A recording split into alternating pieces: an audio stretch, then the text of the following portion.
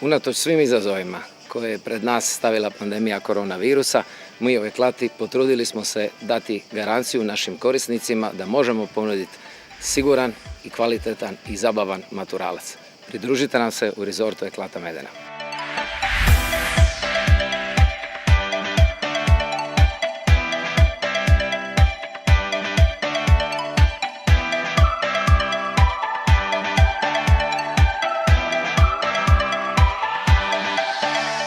Tijekom dugogodišnje suradnje s Eklatom kao medicinska sestra, odnosno zdravstveni profesionalac, pružala sam i pružam zdravstvenu skrb, dakle djeci i mladima, i naglašavam u vrijeme ove pandemije pridržavamo se svih propisanih mjera i postupaka i samim tim osiguravamo zapravo siguran boravak u ovom okruženju.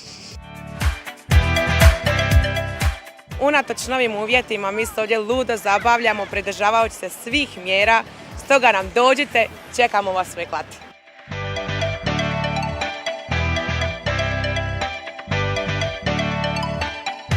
U ova 4 dana zaista smo doživjeli lijepe trenutke, posjetili smo lijepa mjesta, zabavili smo se s našim animatorima, kupali smo se, imali smo zabavu po našim prekrasnim sobama i toplo preporučamo svoj djeci da dođu sa svojim pratiteljima, svojim razrednicima bez straha u ovaj predivan rezort. Jako sam sretna što smo ovdje došli usprkos koroni. Svima preporučujem da dođu zato što se sva pravila poštuju i jako ćete se puno zabaviti.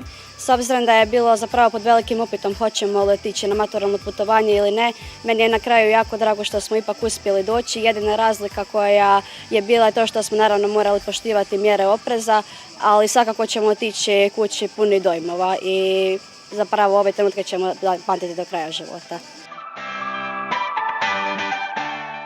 Za sve one koji se boje korone, ovdje korone nema. Ali ima odlične zabave i zato nam se pridružite u Eklati.